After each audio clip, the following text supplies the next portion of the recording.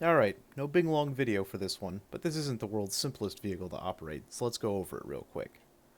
Controls are more or less as usual. Arrow key yaw and wing beat frequency, WASD pitch and roll. The differences here are that we don't bother with the usual incidence bias and feather controls, and we trade them for this lever here, which rotates the wing roots to achieve VTOL. The Hoverfly must be in VTOL mode for takeoff and landing. It does not have the ground clearance necessary for horizontal takeoff and landing. Now, procedure. While it isn't strictly necessary, I recommend taking off with auto hover selected on. Auto hover here is just a throttle governor that enables the aircraft to hold altitude and hover. It does not control attitude at all. Once airborne, you can fly freely like a helicopter in VTOL mode or transition to forward flight. I recommend selecting auto hover off before transitioning to forward flight, as it will remain active otherwise and have the effect of cutting your throttle if you cross your target altitude.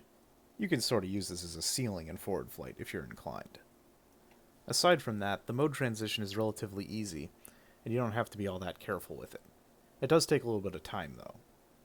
Beware that, in both modes of flight, the Hoverfly's control gains are very slow. This ornithopter prefers a light touch.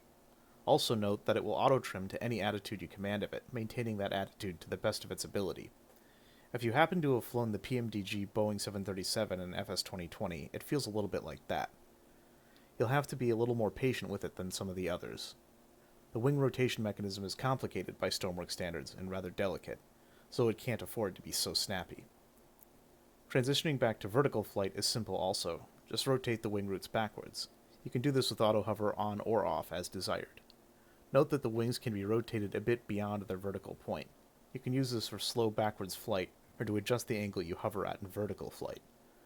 I have noticed that rotating the wing roots while the wings are under a lot of load, say in a turn, can occasionally cause microcollision. I did my damnedest to design that all the way out, but it still happens sometimes. Just be careful with it. Beyond that, landing is pretty much as you would expect. Modifications. Fun fact. You know that infamous drag glitch? Well, the wings on some of my ornithopters are drag glitched. I had no idea this was the case until a few days ago. If you aren't aware of how it works, there's a good chance you've been accidentally triggering the glitch too, probably way more often than you realize. This isn't a video about the drag glitch, but I will quickly demonstrate how it works. You've probably noticed that Stormworks allows you to build single grids with gaps in them. If you're anything like me, you use this feature pretty regularly, perhaps for artistic purposes, or maybe to increase mechanical tolerances in tight quarters. It turns out that doesn't actually work. I mean, it works. Parts stay together, collisions still happen, but all simulation of drag and fluid volumes breaks on the part that's been separated, and is retained on the one where the origin block resides. If you've deleted the origin block, another is selected. I'm not sure how this is done. In any case, if you have two separate pieces on one physics grid, then one of them is definitely drag glitched. You can check by building a custom tank on the part you're wondering about and seeing if it works. This happens on a few of my ornithopter wings in cases where XML is used to create a visual connection because I thought it looked better than blocks, or because a true connection would be prone to microcollision. So, why should you care? Well, the wings on the Hoverfly are not drag glitched by default. In most cases, the differences between a drag glitched wing and an unglitched wing are extremely minor.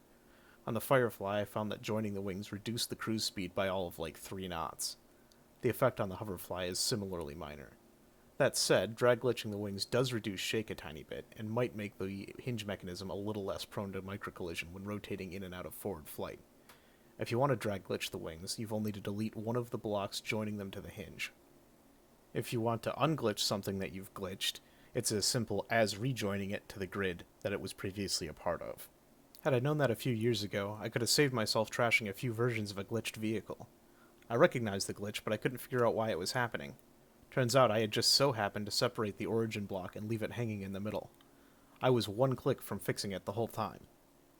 As for how I managed to play 2,500 hours of this game without figuring that out, honestly, I'm not certain.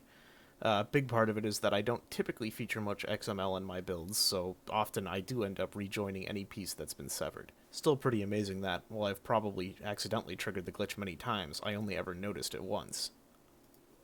Anyway, that's all I've got for you for now. This is a bit of an old design at this point, but I hope you enjoy it. I'm particularly proud of the Ultra 80s cockpit.